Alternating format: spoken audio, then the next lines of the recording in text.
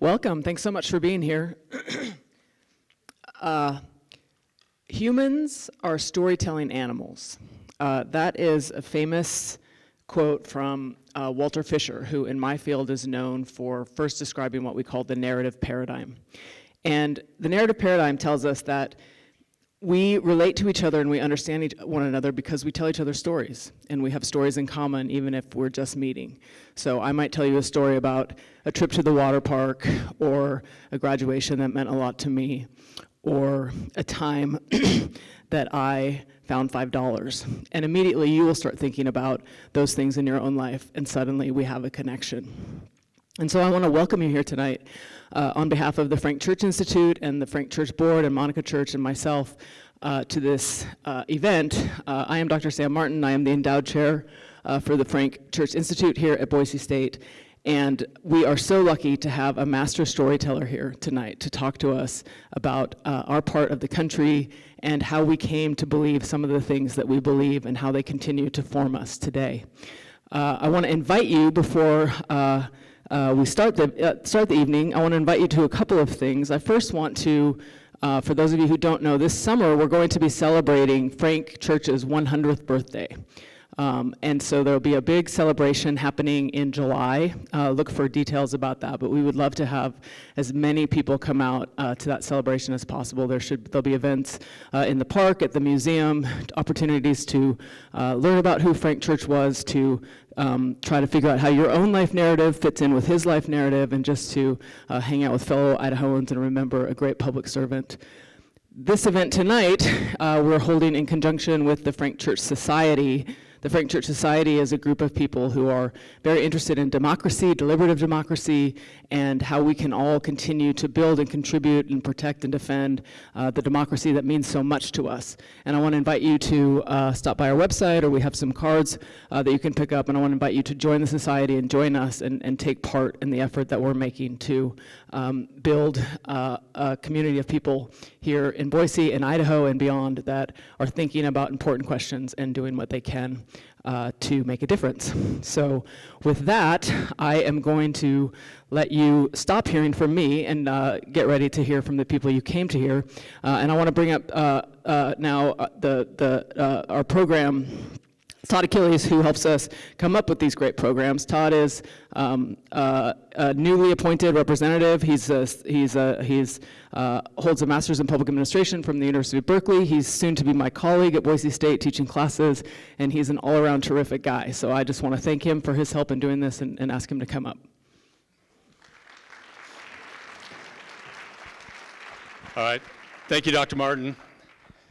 Everyone, thanks so much for coming tonight. As Dr. Martin said, I lead the programming committee for the Frank Church Institute, and I'm super excited about this evening.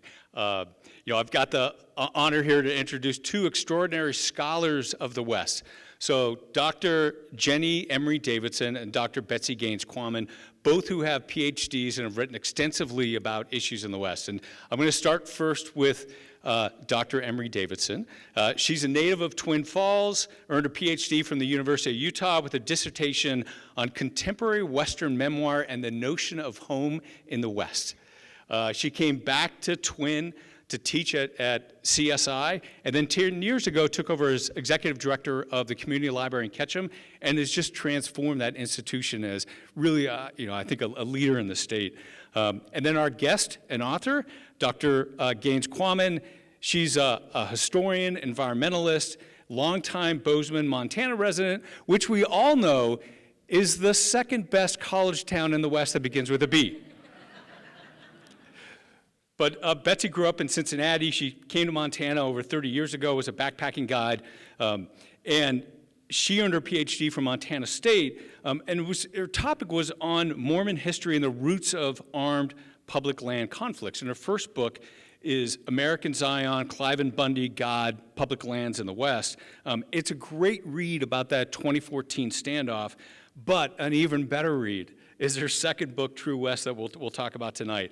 And I think just a comment, whether you've lived in the West all your life or you just moved here a couple years ago, I mean, the myth of the West is really baked into every American's DNA. But it's within that myth of abundance and independence and openness is the source of the conflict. And I think that's what Betsy does such a phenomenal job in this book is pulling that out, whether it's land or water or grazing or religion or culture. These are the things that we think the West is open and everyone has access, but that's from where the conflict is generated. And that's what we have to figure out how to manage. And with that, I will turn it over to Jenny. Thank you. Thank you so much, Todd, Representative Achilles. And it is such a delight to be here. I am such an admirer of the work of the Frank Church Institute and a big fan of Betsy's. She has spoken at the community library a couple of times, worked on this book in part while she was in residence at the Hemingway House. We feel like she is part of our community, and I told her as we were walking up here, I think that is a gift of hers, to find community, to cultivate community, and I think that really is at the heart of what this book, True West, is about. But of course, Betsy, where I'd really like to start is by talking about dead birds. In the opening pages of True West, you mentioned that you have a history with dead birds, including one of your first jobs as a teenager that I think was at the Cincinnati Natural History Museum. I'm wondering if you can tell us more about that job, what drew you to that work as a teenager, and how it mattered to you, if it had lingering effects on you. Is it not? Oh, is this working? Can you hear me? No. Uh-oh. And I was so excited to talk about dead birds. Dead birds. First of all, again, Todd, Jenny, Monica, Valerie, everybody, thank you, everybody in the audience, thank you so much for coming out. It's just great to be here at the Frank Church Institute. I'm delighted to be here. I love Boise. I love Ketchum. I love Idaho. Most of this, the state that I cover the most in this book is Idaho, actually, because I think it's so important for understanding the West. And yes, I did. I came from Cincinnati.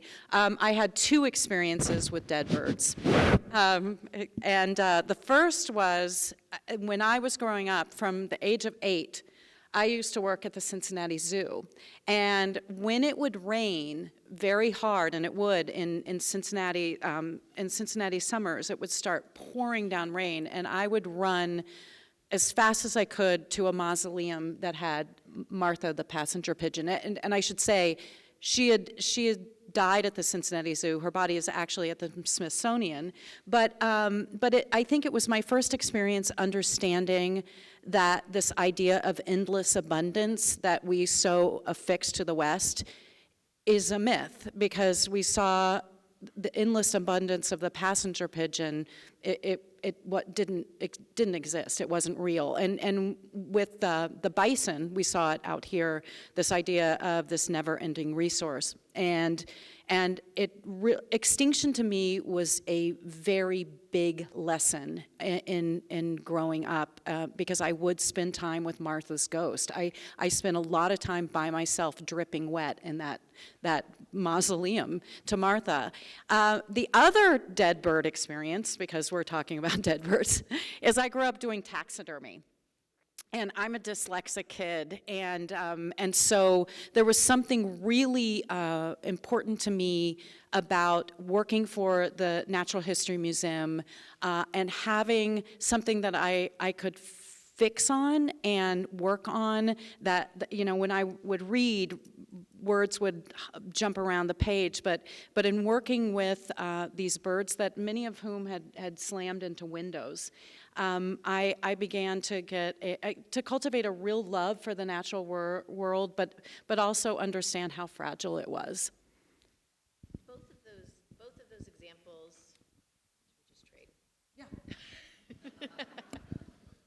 Both of those examples were really moving to me as part of the introduction to your book, because I think both show, in both a literal and figurative way, the wild colliding with this human myth-making machine and what the very severe consequences of that can be.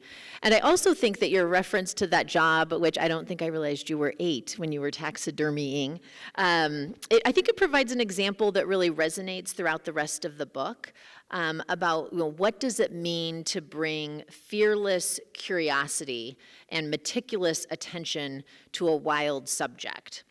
You describe, and I'm quoting you here, cutting open feathered bodies and working skin from flesh, rubbing cornmeal into the raw parts of blue jays, doves, sparrows, and cardinals to loosen the bonds, stuffing body cavities with cotton, then lacing them with thread. And really throughout True West, I see you bringing the same kind of courageous curiosity and deep attention to the region of the whole American West, dissecting the beauty of it and also looking intently even at the ugly parts in order to better understand the whole. So that's a bit of your origin story, and I'm wondering if you could tell us just what was your trajectory from dissecting birds and connecting with the ghost of Martha to becoming a scholar of the West in Bozeman. I feel like Sonny and Cher. I got you, babe.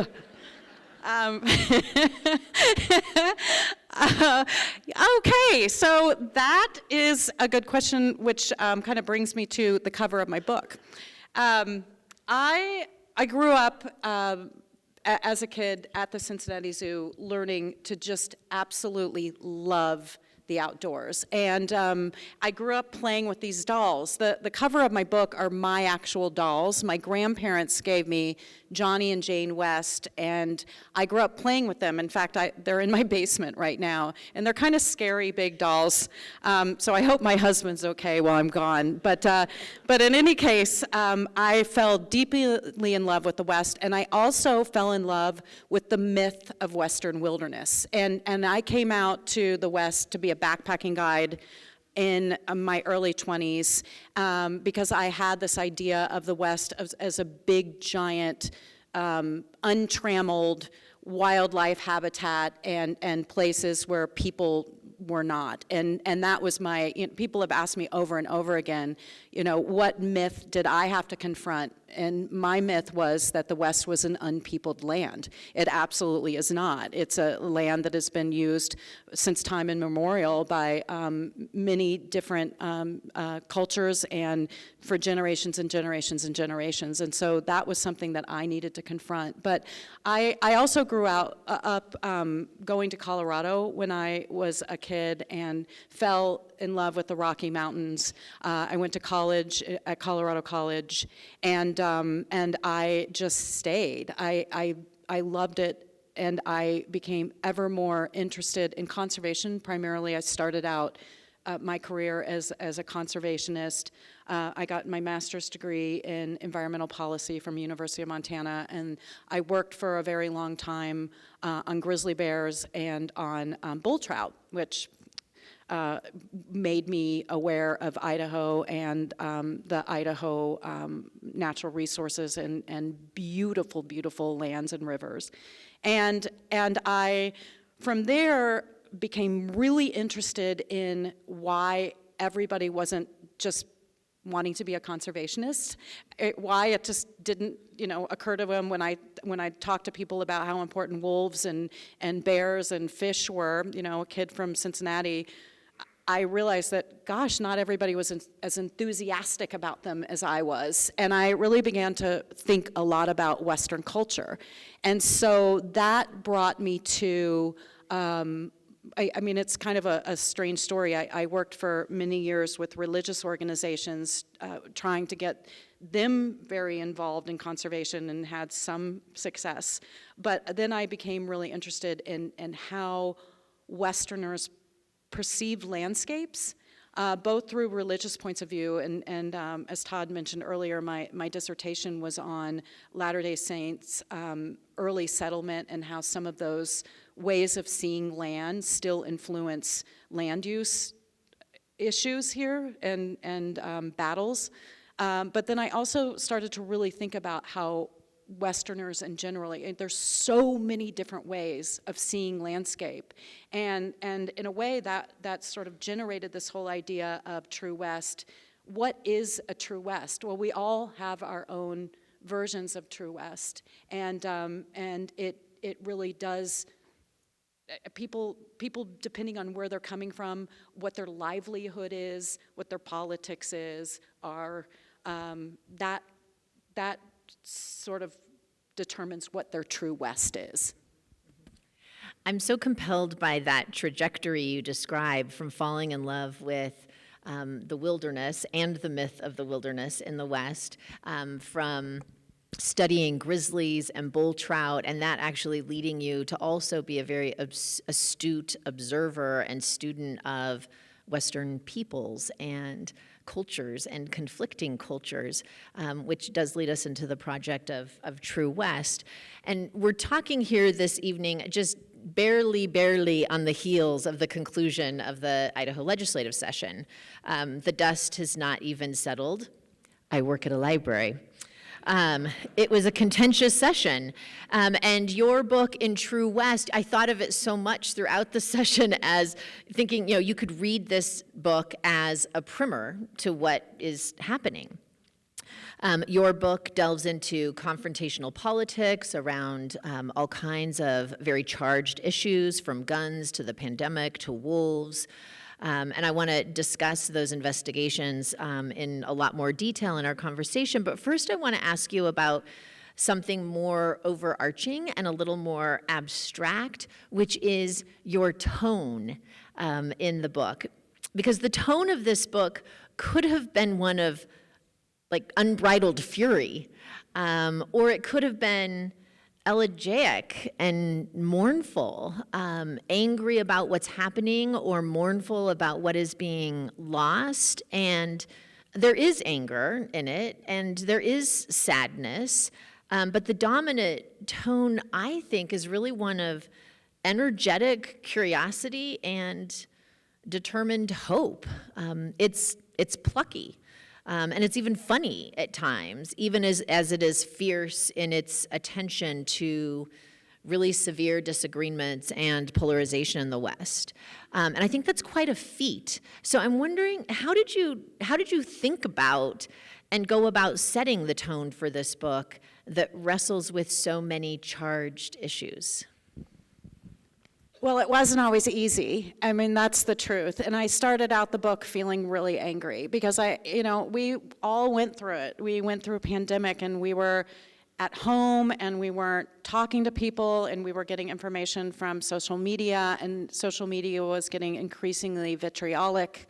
And it was ugly. It really was. And so I became interested in finding out what people were really thinking. I was tired of getting versions of people online and versions of people who were being their worst selves. And I'll admit, I was included in all of that. I was feeling pretty grouchy.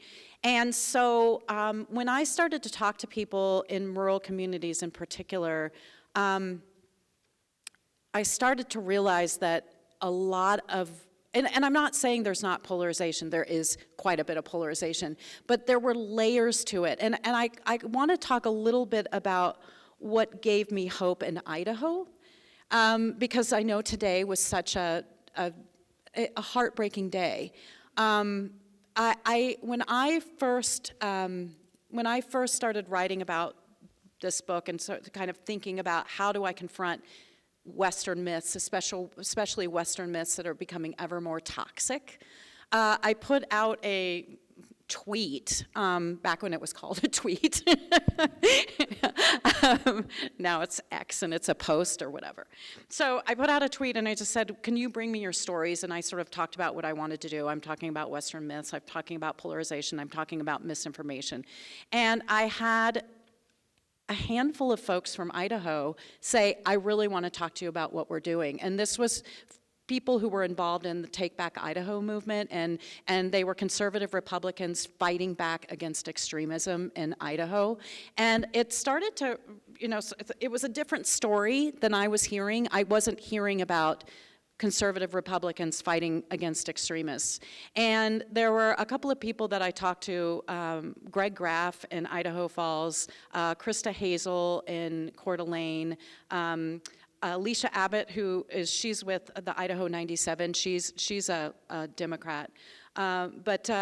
These coalitions were, people were adamant about their politics, but they were so determined to fight against extremists. And I started to kind of unravel Idaho history, and please jump in because you know it better than I do. But one of the things that was really intriguing to me is, number one, the politics, like in Montana, changed more recently, that Montana and Idaho were both purple states, that there was a long tradition of collaborative policymaking, and that there were really good politicians who found it imperative to work across the aisle, Frank Church among them.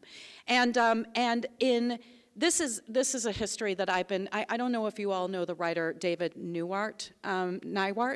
He's wonderful, and he's from Idaho, and he's been looking at extremism in the West, but he laid out the way that this sort of trajectory happened, that in the late 70s, you had Richard Butler move in here. He was from outside. The community really fought back against Aryan nations and the element that he was bringing in. In 1983, the state passed the ninth, it was the ninth state to pass an anti-hate law that made hate speech a felony. That is amazing, and that was in 1983. And so when you look at that recent history, and I know it's not recent to some of you or some of us, but it seems more recent to me, and you see that there are people who are absolutely determined to make this state welcoming, to have a good,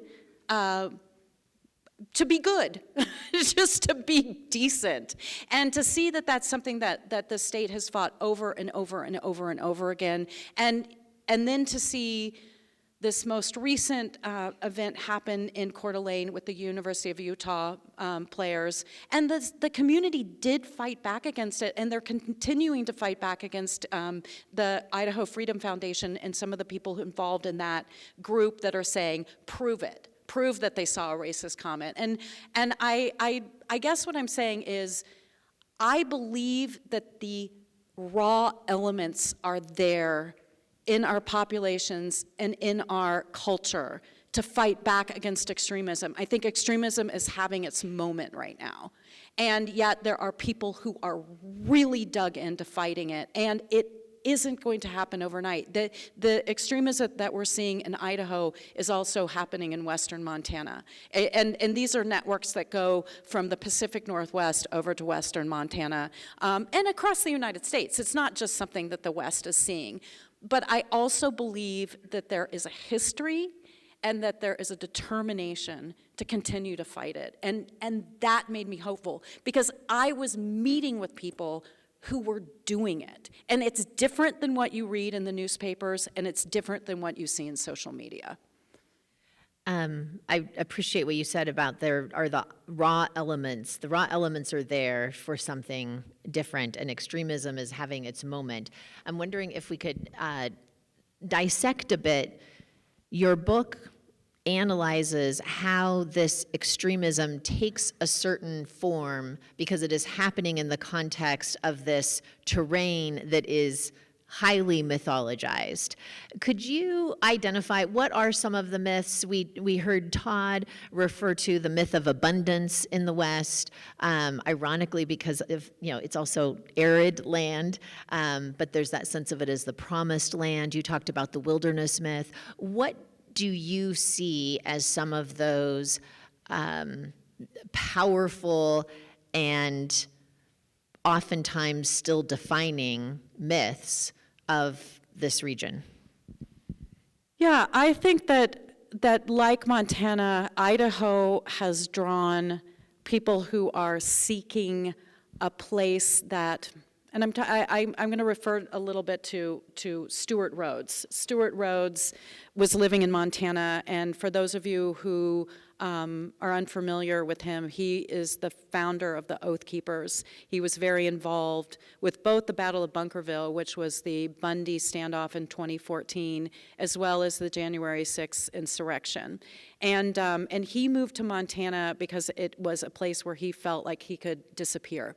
And it is remote. There are places that are remote. The wilderness myth is not just for people who love wolves and grizzlies and bull trout. It's also an idea of being in a place where you can retreat. And I think that during the last, since the 70s and to now, this idea of building homeland in these areas where you can disappear has had a real draw to extremists coming to both of our states.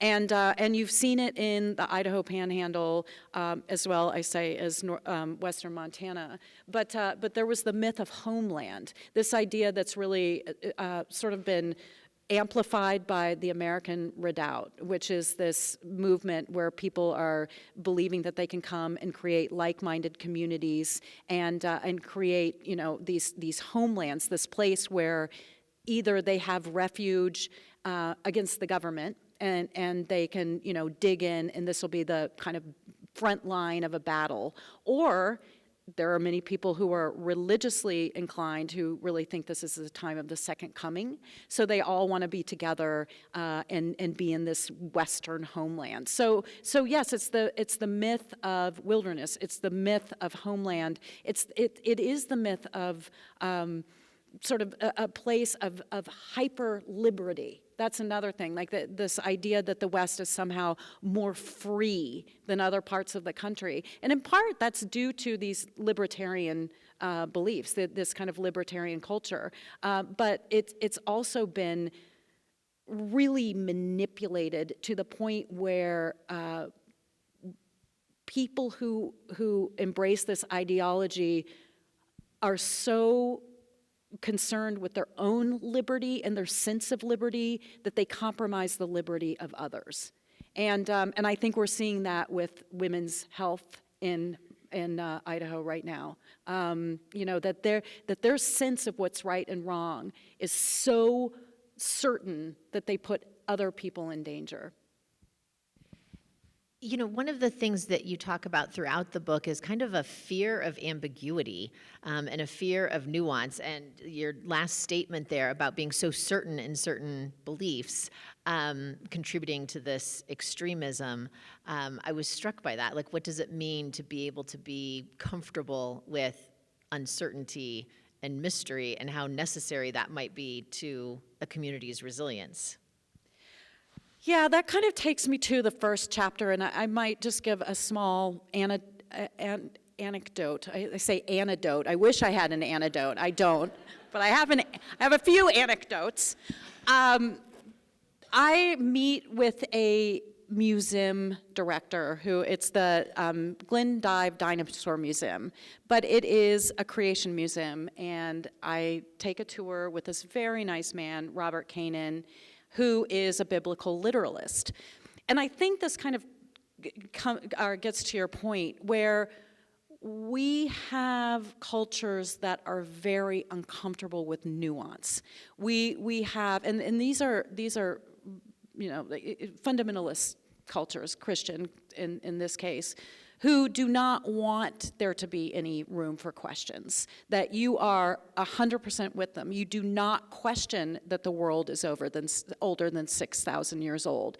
And if you question that, then you question many of the other things that are laid out in the Bible. I mean, patriarchy, some of these themes about LGBTQ, these biblical literalist ideas that don't allow room for it. Because as Robert explained to me, and this is the director of the museum, once you question Genesis, if you just start questioning the age of the world, if you question that humans and dinosaurs didn't walk together, then all of a sudden you're going to be a skeptic, and you become somebody who turns away from Christianity. So if you have that kind of stringent parameter, nuance doesn't figure into it. And how about the cowboy myth? You talked about hyper liberty in the West. What about sort of hyper rugged individualism, hyper masculinity? I'm interested in hearing you talk about that myth, and then the figure that you focus on as a way to dig into that myth a little bit. You have a real-life cowboy figure that you give a lot of attention to, Lance, I think, yes. And where that takes you and takes the book is unexpected, I think. Yeah, because the cowboy, we've romanticized this figure, and not to say that this cowboy doesn't deserve love, but the cowboy was kind of down on his luck and didn't have a lot of money, and he worked for cattle barons, and it wasn't a great job, and a lot of times he blew his money on booze, and it wasn't the greatest character in American history. And yet we've romanticized him, and it's happened over and over and over again, from Hopalong Cassidy to John Wayne, and most recently to Kevin Costner in Yellowstone, which is the bane of my existence. It has changed my community so much because everybody wants to come out and be a rancher like Kevin Costner. And so, however, so Hollywood has had a lot to do with perpetuating that myth, and so is Zane Grey and these Western authors. But we've had this figure of a cowboy become so romanticized, and people feel like that's a lifestyle that they want to pursue without understanding at all what that means. I also had, my perception of a cowboy really sort of, pleasantly affronted. And I met a man in a very rural community in Montana who, when I first met him, he had said, I've been radicalized, I've joined the NRA, I'm buying guns. And I have to say that when that happened, I thought, oh my God, am I going to continue with this conversation? And then I thought, yeah.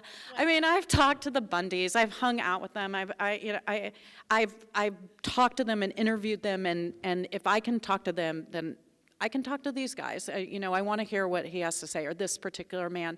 Well, he invited me to his ranch, and we ended up becoming good friends. I mean, I got to hear him out, and I understood where he was coming from. He was upset with the Bureau of Land Management because of various policies that had to do with sage grouse. He was upset with some of the things that had happened in the state of Montana that had to do with the cattle industry in particular. He was upset at Bill Clinton because at a time when he was working for the, and I can't even remember, stock growers or some sort of federal, it was a federal program. In any case, he had to go through training in order to be to work with women. There was a training that he needed to go through so that he wouldn't in any way offend the women that he was dealing with. It was a federal program, and he said, I just felt like it was such deflection. It was Clinton who should have been going through that, not me,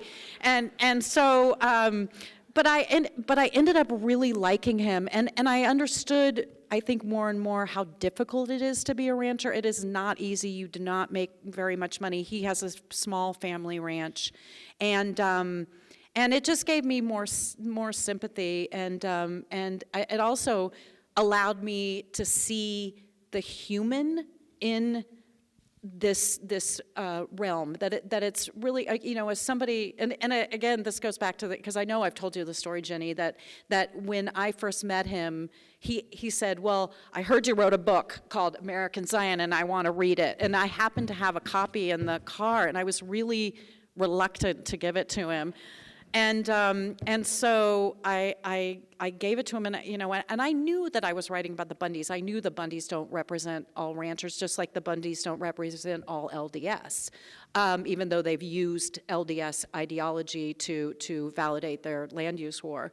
But I think it was good for both of us, because he got to see where someone like I was coming from in terms of talking about public land ranching, and I got to see him as a public land rancher, and we really liked each other. I mean, he was funny. He said, gosh, if you and I were in charge, we'd get so much done. And I'm thinking, we barely agree on anything, but we really like each other. And that, to me, was the magic. That sometimes, and we've gotten so confrontational, and we've become so polarized. And it's not, I don't think a lot of people want it, because it's just been very recent. And it's not just Trumpism, it goes back before that, but I do think that we were able to reach across the aisles and understand where people were coming from and see the human in each other, and it wasn't that long ago.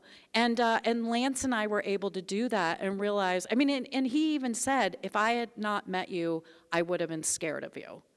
And I thought that was really important.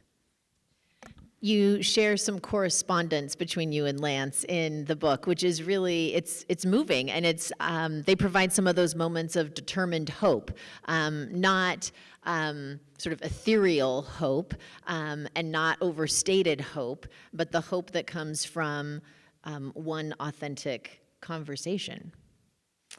We've talked about the myth of the cowboy. What about the myth of the big bad wolf?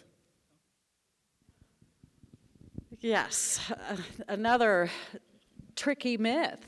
And I, in the book, interview a wolf-friendly rancher, and that also was really a big lesson for me, because as a conservationist, I felt like, and I still do, I really think that wolves belong on the landscape, and even though they're not the easiest to deal with when one has livestock, I do think if you're going to be public land ranching, that's just part of the cost of doing business. That said, this wonderful wolf-friendly rancher had an incident on his ranch where and I don't know if you all have been following the story of the wolf in Wyoming that somebody ran down on a snowmobile, and it's just absolutely heartbreaking. It was a young female. He captured it. He taped its mouth shut.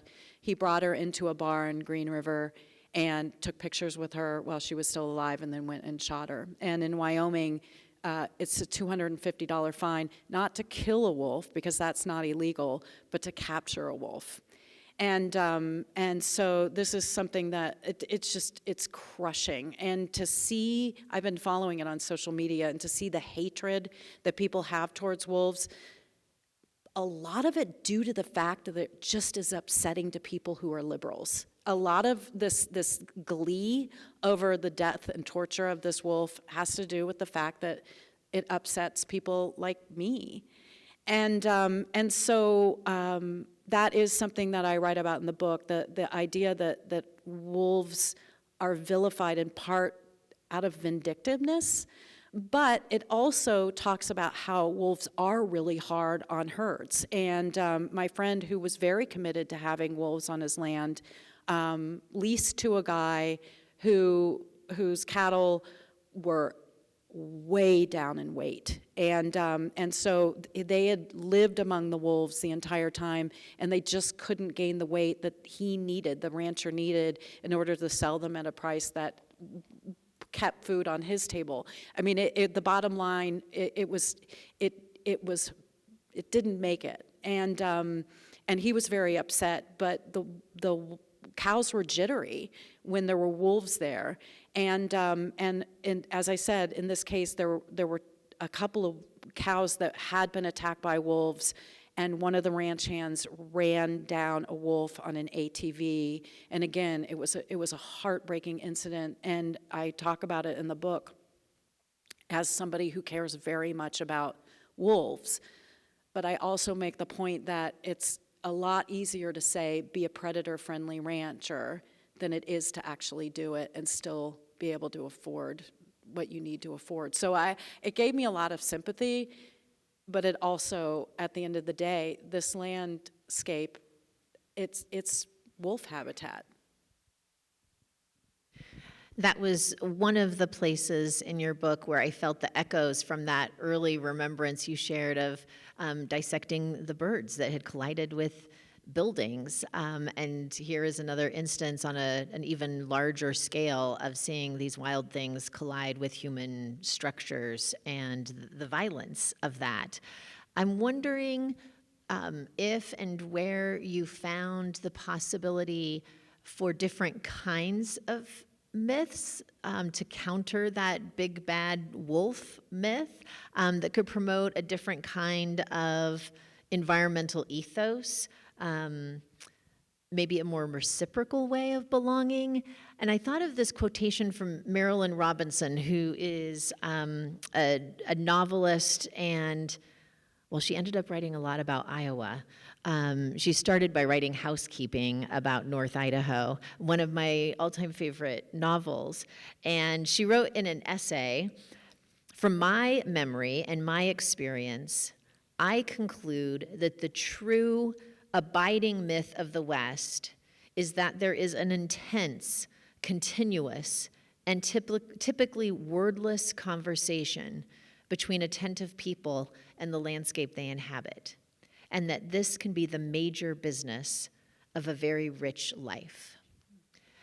I love that articulation of a possible mythology of the West, and I'm wondering if you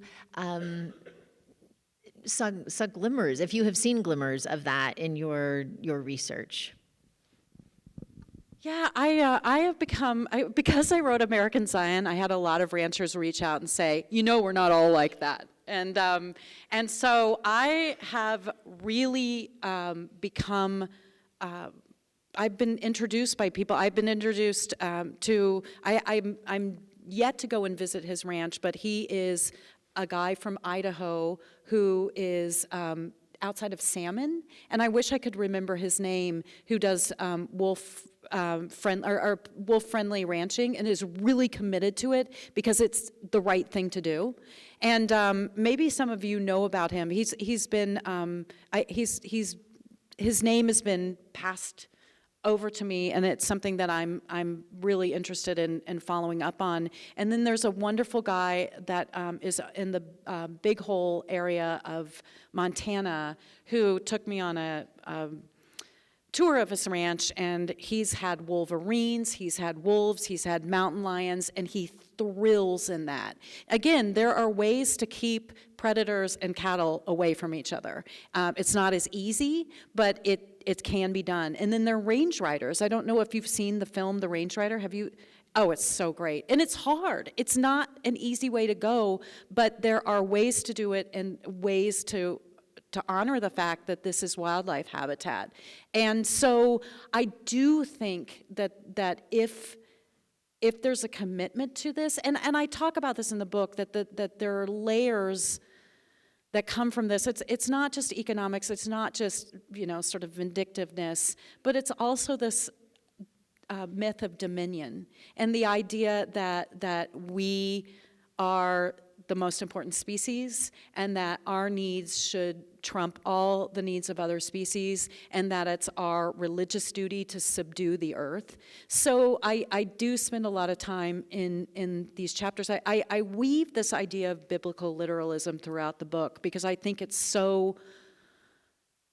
such a strong force, and even if we don't recognize that that's the way we're operating, we're a Judeo-Christian European, settler colonialism, all the things that came with Europeans coming to the West and the culture that we brought.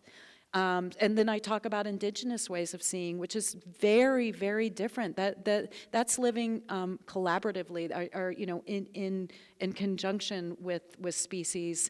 And so I talk about in the land acknowledgement chapter how we really need to rethink the way that we see the place we live and how we interact with it. Let's talk a little bit more about how you see religion and patriotism being conflated, because I found that to be kind of a terrifying stretch of the book and thread of the book. You describe how cohesion is created among survivalists, militia, and religious zealots, allowing them the opportunity to hold both God and country as a single priority. And you describe how this informs the Redoubt movement in Idaho and the West. Could you talk more about how you saw that at play? And then how does that affect real estate in North Idaho?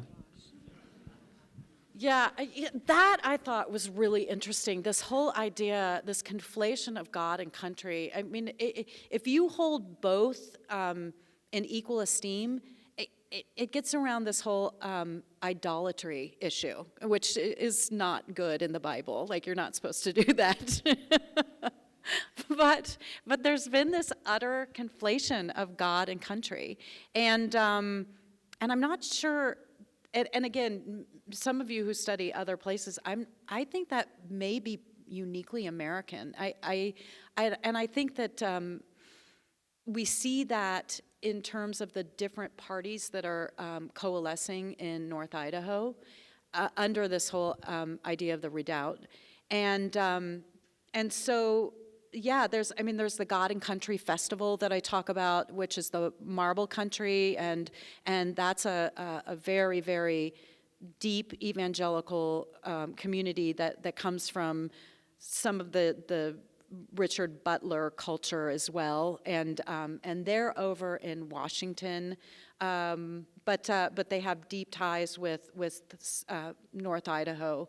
And it has become, I mean, again, it's this Christian nationalist idea, and it has become a place where, North Idaho has become a place that people are grouping together who have these various ideas.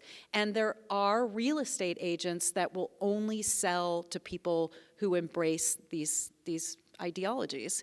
And I read a lot about that particular, they really vet people. But then I also talked to a real estate agent in Coeur d'Alene who didn't want to give me his name because he'd grown up there, and he also did not want to. He'd heard people come and say, I moved here because it's white, and I'm leaving California because they're too liberal, and he'd heard people say that, but he definitely is not embracing that culture at all, and has really found it off-putting. That said, and I talk about this in the book, this is something that David Nyward has talked about as well, that these communities that were resource-based, the economies were based on resource extraction, were blue. And until pretty recently. And when jobs dried up for resource extraction, people didn't have the money, or rather they were economically pressured. It really hurt some of these communities. And so this real estate agent that I was talking to, who didn't give me his name, said, Coeur d'Alene used to be a small, or a sawmill town. And I wasn't able to make a living here. I had to leave, and then when Coeur d'Alene got on the map, I could come back and be a real estate agent. So the thing that's interesting about these towns that have been logging towns or mining towns or cowboy towns is that they were pressured economically. People did have to leave, and they were targeted by people who wanted to recreate like-minded communities. So you had both this exodus of people who couldn't afford to live there anymore. And I shouldn't say both. Three things. Exodus of people who couldn't afford to live there anymore because they didn't have the jobs. They were targeted by people who wanted to build homelands. And they were communities of people who did stay there that became bitter because their jobs disappeared, and they began to blame Democrats. So those were the three things really of impacting some of these communities that have become strongholds in the Redoubt movement. So exodus of people who can't make it there anymore or choose not to. Then areas being targeted by individuals who want to create a homeland there. And then people who stay who are embittered about how the place has changed, how opportunities have been lost. You know, even as what you were describing there has to do with groups of people, there's something that feels achingly lonely about it to me, and that was something I felt throughout the book. And I think I tend to be inclined to loneliness as another myth of the West. I think the West often is depicted and even celebrated really as lonely country. This might relate to the notions of rugged individualism, to the concept of wide open spaces. But I think there can be a big difference between solitude and loneliness. And loneliness has been identified as an actual public health crisis by the U.S. Surgeon General, and he has raised alarm about isolation and lack of social connection. And as I read through your many compelling examples of individual people and individual stories in the West, both those who could be characterized as extremists and also those individuals like Graf in Idaho Falls, you know, these people who seem to be working kind of alone to influence their communities. I was struck by this sense of loneliness by people who feel disenfranchised or who have been ostracized. And you also cite really startling statistics about the prevalence of suicide in Western states. So I wondered, as you conducted your research, as you wrote the book, did you see loneliness at play? Well, you know, I did, because we were all coming out of pandemic, and I shouldn't say, you know, I wrote the book during pandemic, so we weren't all coming out of pandemic. We were in the throes of it, and there was quite a bit of loneliness. And so I have actually two answers to that question. Number one, I interviewed a psychiatrist in Fort Collins who was talking about his clients and their utter despair over this in terms of both isolation but also what was happening in our culture. One guy in particular had been a gun dealer, and he apparently sold beautiful guns. He wasn't just the guy who was, you know, shilling AR-15s. He had antique guns. He had a very big array of different kinds of guns, but he saw people buying guns and buying guns and buying guns and buying guns. And he said, I used to love my job, and I hate it now, because I know people are buying guns that never have gone to a shooting range. They have no idea about safety. People were just doing it out of fear and anger. And his point, the psychiatrist's point, was it's a lot more empowering to feel angry than it is to feel afraid or lonely. And so that was one of the things that I saw that was a really specific example of what happened during this time period. But I have a slightly different answer to it, which I thought was another lesson I learned, because I learned so much from writing this book. I have a friend who I'm on the board of Wild Earth Guardians, which is a wonderful organization. In fact, one of my friends here is here tonight, Lindsay, who I just adore, and she's with the organization. We had lunch today, which was very nice. And so I'm on the board with a wonderful man who is Navajo. And I write a chapter about the way that indigenous people see landscape and the way that white people consume landscape and the differences there. And I wrote in the book, I showed the chapters to everybody before I had them in the book, because I really wanted everything to be, you know, very, very specific. I didn't want to make any mistakes, because I put so much in there, and I didn't want to misrepresent anybody. So I had Dustin read this, and I had written that he had run a solo marathon in Chaco Canyon. And he got back to me right away, and he said, no, I ran with a big group of indigenous people. We wouldn't have done I wouldn't have done a solo marathon. When I move across landscape, I move across landscape with people. And he began to get me thinking, and we had a conversation about this because it was so revelatory. He said, you know, and I write about this in the book, you know, there's so many people who go out and they want to take a selfie in a certain place, and they hike all this way, and they want it to be alone, and they want to be, you know, the one person in this undiscovered, untrammeled landscape. But he was saying, when I cross the landscape, I want to be in community.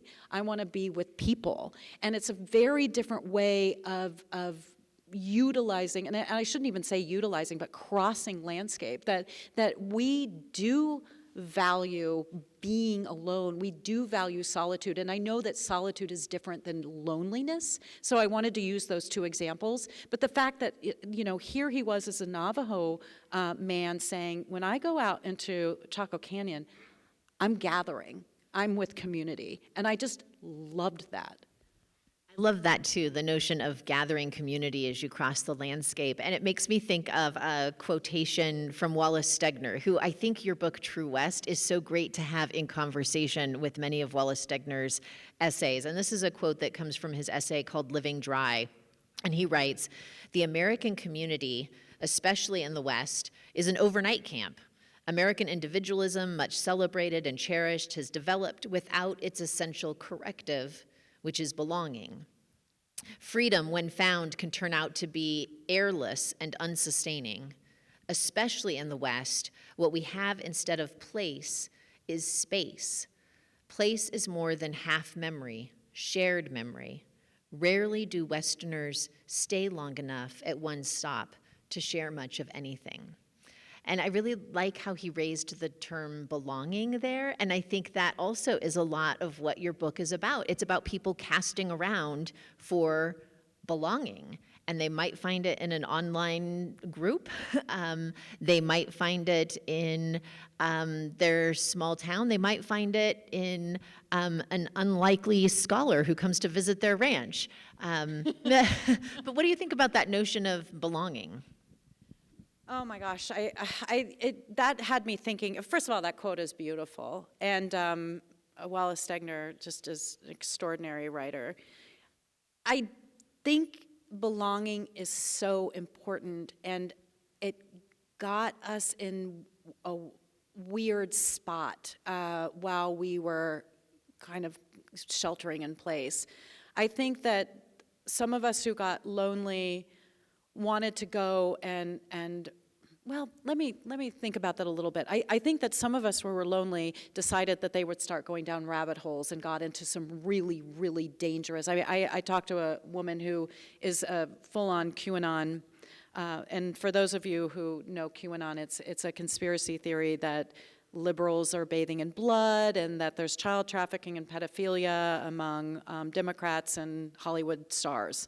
And then there were people who were isolated and really did, I mean, they were rightly nervous about their health and didn't go out and didn't go to PTA meetings and didn't go to book clubs and didn't, you know, take their kids to the soccer games and things that, you know, when things shut down, there wasn't opportunity for community. So there was legitimate loneliness, and when you're lonely and there's a community that's offered, even if it's QAnon, there are those that are going to be inclined to do that.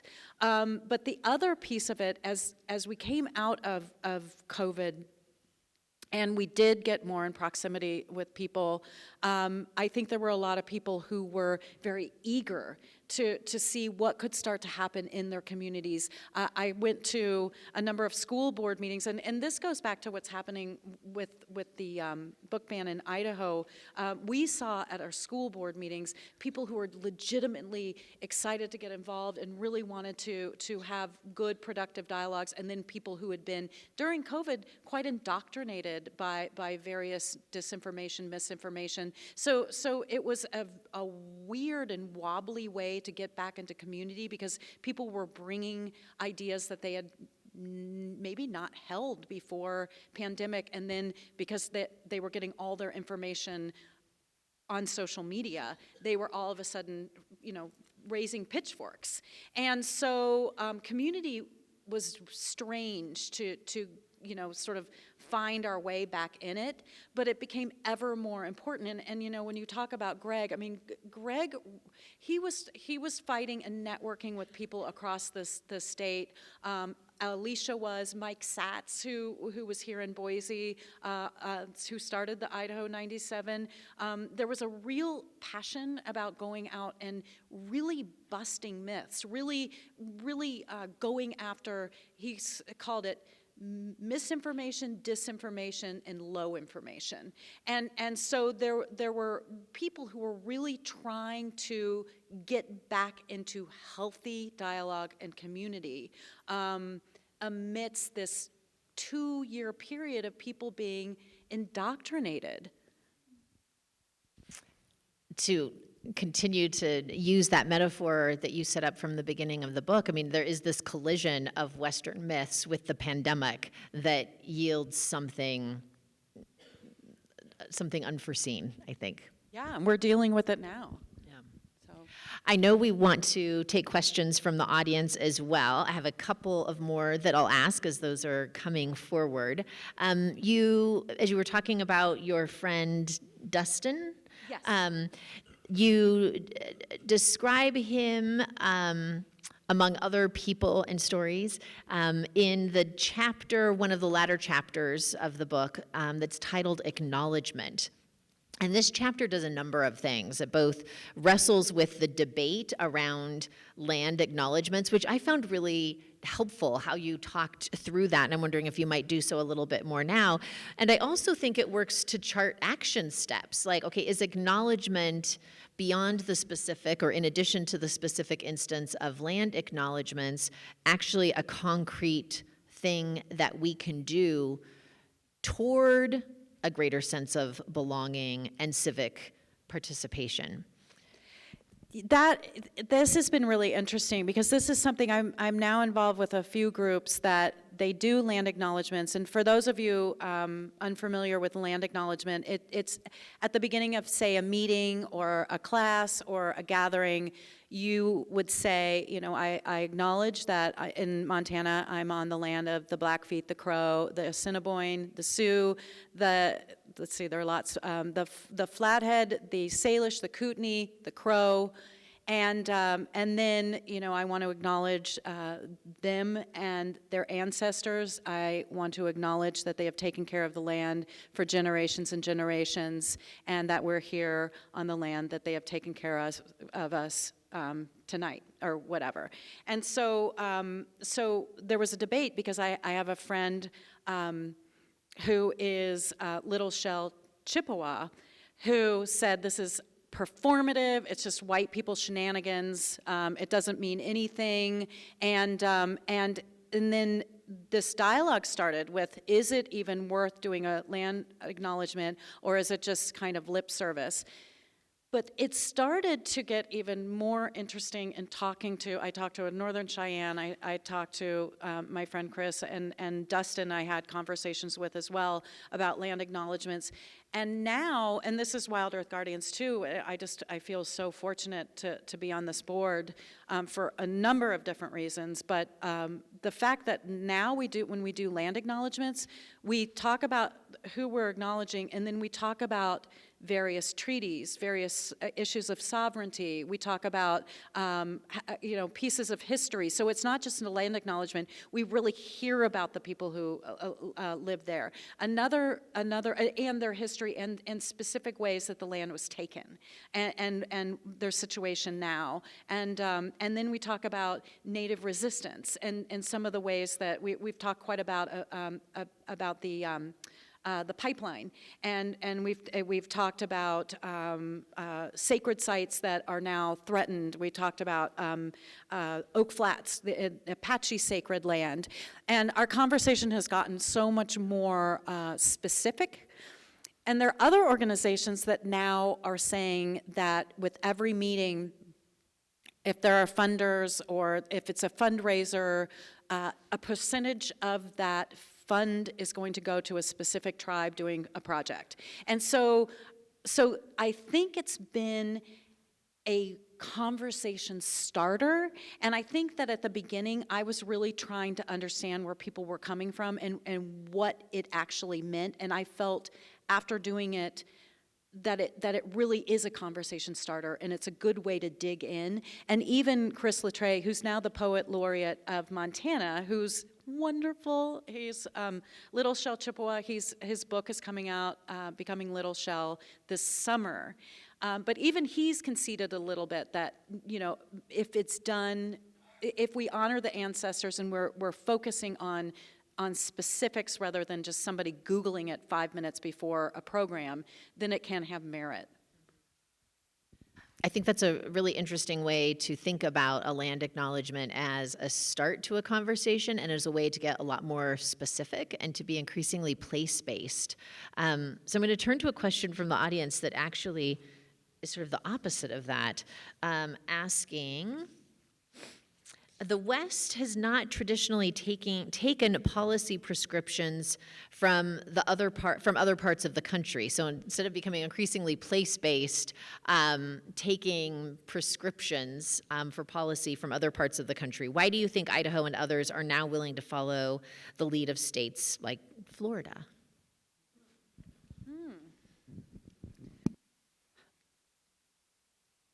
Yeah. Oh. Well, I think that what we have seen, and it didn't start with Trumpism, but I think it's coalesced more. I would say that, we had the Tea Party folks. We've had these iterations of deep right politics, and I think Trumpism has really galvanized things, and I think now we have litmus tests. And so Florida has sort of become a state that's created a model for how you become extremely hard right. And so I do think that part of it is this thinking in lockstep. Like we've seen the Republican Party become this loyalist party that you have to prove your merit in adopting policies or actions that are in lockstep with the most extreme of the extreme. And so, this wasn't something that came from, and I think this question is good, it's not something that came from this state. I mean, given the history, given the fact that the state was the 9th state in the union to adopt this law that it was a felony to have hate language based on religion and race. And so, yeah, I'm sorry that that's happening, but I think the party has pushed that in ways that the West used to defy this in terms of its pride of independence. And libertarianism, it's no longer live and let live. It's really become, can you pass this loyalty test? Can you, are you walking in lockstep with us? I think that could connect in interesting ways to this question, which speaks to the sort of conventional divide between the rural and the urban. So this individual wrote, much of what you say regarding small town problems applies to much of rural America, maybe not only in the West. Anger is directed to government in general. Do you find any acknowledgement that government can be effective, good, positive? Well, I know my friend Lance would get mad at me if I said this, but we've got to make the case when we have conversations with rural folks, especially in the ranching industry, that it's subsidized. I mean, the government takes care of these ranching in particular, and public land ranching it's a great deal. I mean, I think that if you lease private land, you're paying $30 for an AUM, which is a cow-calf pair. On public land, I think it's $1.25 per cow-calf pair. So I think it's important when you have conversations with folks that hate the government, but don't acknowledge that the government is taking care of them, that's something that needs to be pushed back on. And so, yeah, I think there's an aversion to doing that, and I think it's cultural too, because I think there's a real people get really wrapped up in this whole idea of rugged individualism without conceding the fact that some of this individualism, this rugged individualism, is subsidized.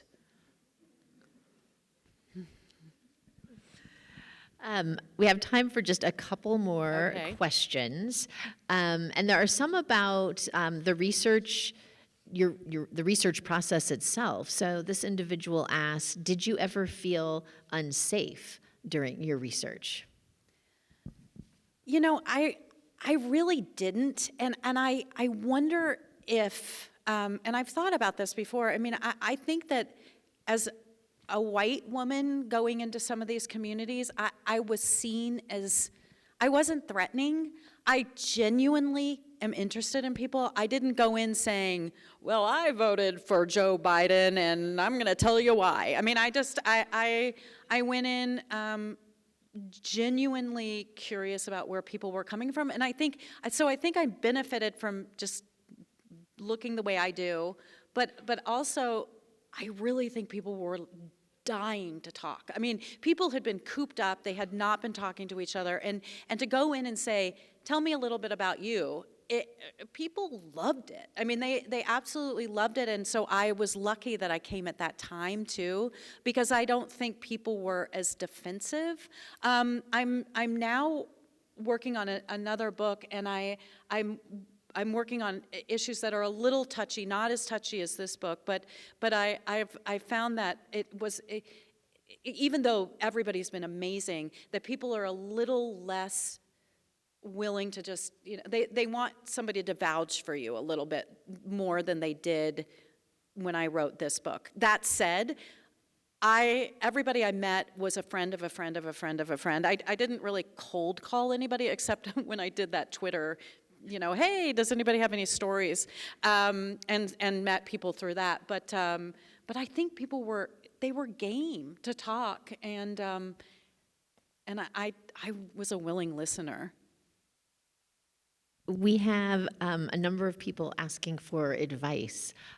How do we, states, individuals, policymakers, counter religious fundamentalism that aims to deny liberty to others? I wish I had an easy answer for this, but I'm also gonna say today is a really bad day for the Idaho and the book ban, and all I can say is, and this, I wish it was a better answer, but it's just going to be a fight. I mean, it's going to be a fight, and then it's going to be a fight, and it's going to be a fight, and it might even get worse. But I do think they're vulnerable. I do think people are realizing that extremism does not have a place anywhere. I think that when you have extremists who are saying that this incident with the University of Utah team never happened, show us proof, people do not want this in their community, and no matter where they are on the political scale. And there are people who are extremists and have embraced awful ideas and hate.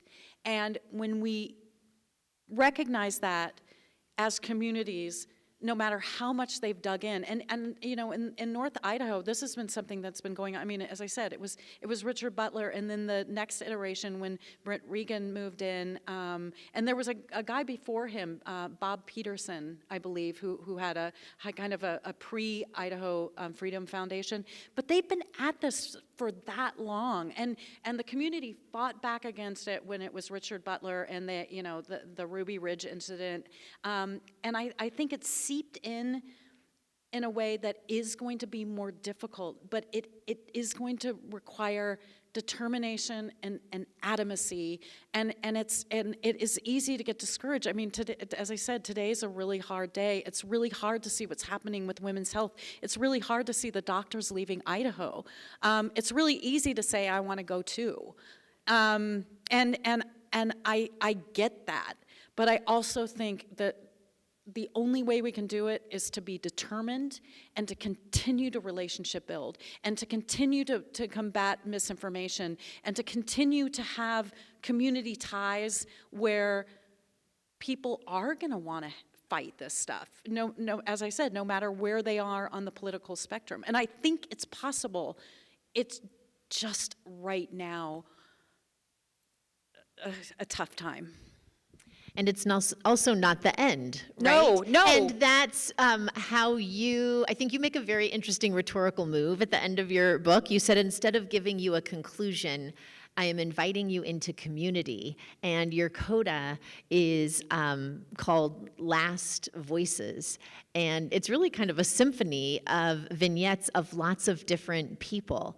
Could you talk about your choice to end the book that way? Yeah, I will, and then I also I will read the ending too. So I'll talk a little bit about the last. It is kind of funny. The last chapter, I suppose, are interviews that I felt were really important, but they weren't quite fitting into the chapters. So I wrote about this fabulous couple that own a bookstore in Helena and by the way, bookstores are going to become so important. I mean, they are always important, but they're going to become really important right now. And this bookstore was owned by a gay couple, and they became, during COVID, a place for kids who had all sorts of questions and were being, they didn't have supportive parents. This became a safe space for them. I talked about one of two African-American men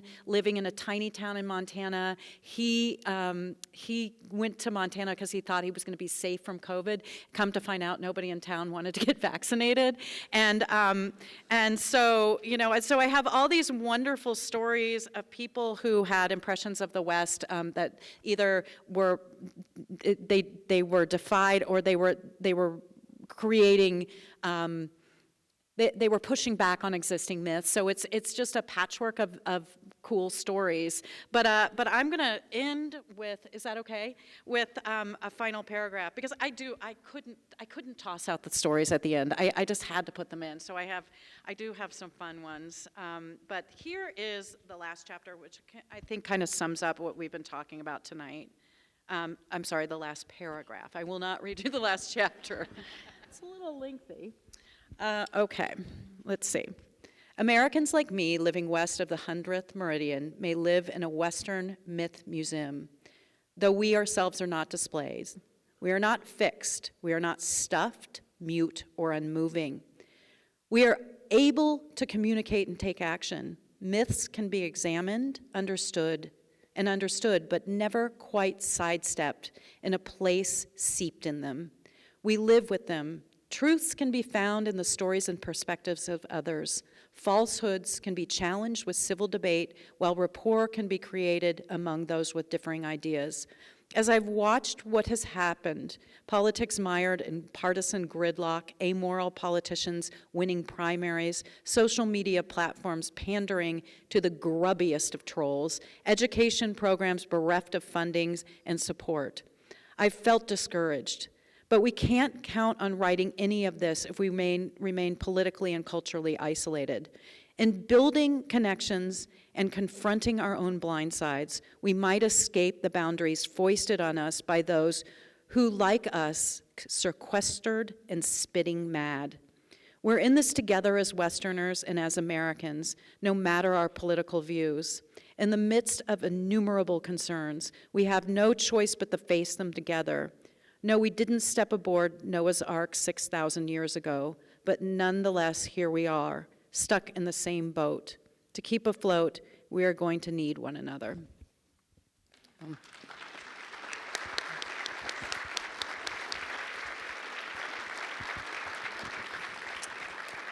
Betsy Gaines Quammen, thank you so much, and I want everybody to, you're all invited to join in more conversation and a book signing and refreshments in the lobby. Thank you for coming this evening, and Betsy, thank you, everybody. Thank you, Jenny. Thank you all so much.